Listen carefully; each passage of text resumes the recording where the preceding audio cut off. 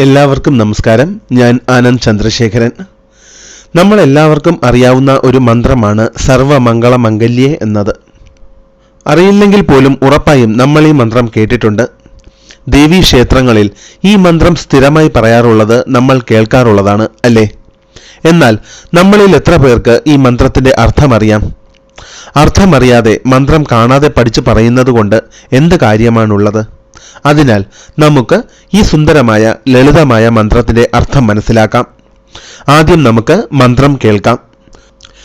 ഓം സർവമംഗളമംഗല്യേ ശിവേ സർവാർത്ഥസാധികേ ശരണ്യേ ത്രയംബകേ ഗൗരീ നാരായണീ നമോസ്തുതേ. ഇനി നമുക്ക് ഈ മന്ത്രത്തിന്റെ അർത്ഥം മനസ്സിലാക്കാം. സർവമംഗള മംഗല്യേ, അതായത് സമസ്ത മംഗളകരമായവയിൽ വച്ചും ഏറ്റവും മംഗളകരമായ ദേവി, അങ്ങേയറ്റം ശുഭകരമായ പുണ്യമായവയിൽ വച്ച് തന്നെ ഏറ്റവും പുണ്യമായവളെ എന്നാണ് അർത്ഥം. ശിവേ, ശിവം എന്ന വാക്കിന് അർത്ഥം പവിത്രമായത് എന്നാണ്. ശിവേ എന്നാൽ പരമേശ്വരന്റെ പത്നിയായവളെ, അതായത് പാർവതി ദേവി എന്നും അത്രയധികം പവിത്രയായവളെ എന്നും അർത്ഥമുണ്ട്. ശിവേ എന്നതുകൊണ്ട് ഉദ്ദേശിക്കുന്നത് പാർവതി ദേവിയെയും അങ്ങേയറ്റം പവിത്രയായ ദേവി എന്നുമാണ്. സർവാർത്ഥ സാധികെ, അതായത് സർവ അർത്ഥ സാധികെ എന്നാണ്. അതിനർത്ഥം നമുക്ക് ആവശ്യമായ സകലതും പ്രദാനം ചെയ്യുന്നവളാണ് നീ എന്നാണ്. എല്ലാ തരത്തിലുമുള്ള ഐശ്വര്യം നമുക്ക് വരദാനമായി നൽകുന്നവൾ എന്നാണ്. നമ്മുടെ എല്ലാ ആഗ്രഹങ്ങളും സഫലീകരിച്ചു തരുന്നവളാണ് നീ എന്നാണ് അർത്ഥം. സർവാർത്ഥ എന്നാൽ അതിൻ്റെ അർത്ഥം സകലമായ അർത്ഥങ്ങളും, അതിൽ ധർമ്മം, അർത്ഥം, കാമം, മോക്ഷം എന്നിവ എല്ലാം ഉൾപ്പെടുന്നു.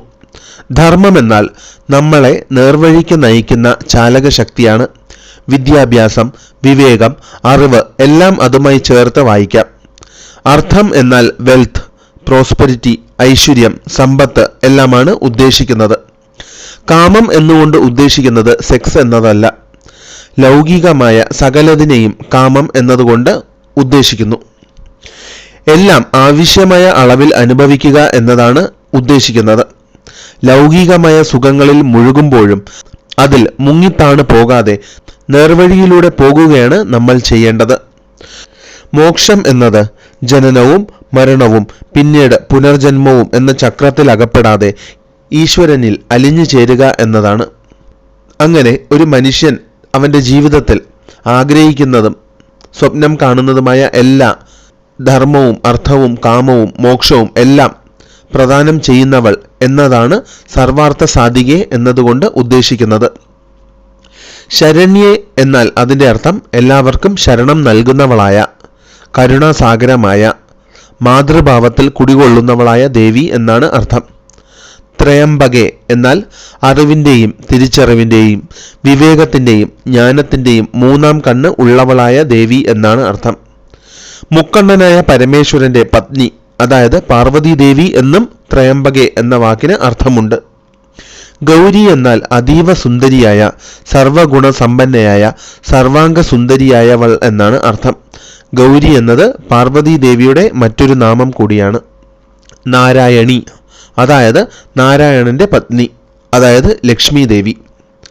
അങ്ങനെ ശക്തിയുടെ പാർവതി ദേവിയെയും ഐശ്വര്യത്തിന്റെ ലക്ഷ്മി ദേവിയെയും അറിവിന്റെ സരസ്വതി ദേവിയെയും എല്ലാം ഒന്നായി കണ്ട് ആ പരാശക്തിയെയാണ്, ആ ജഗദംബയെയാണ് ഈ മന്ത്രത്തിലൂടെ നമ്മൾ പ്രാർത്ഥിക്കുന്നത്.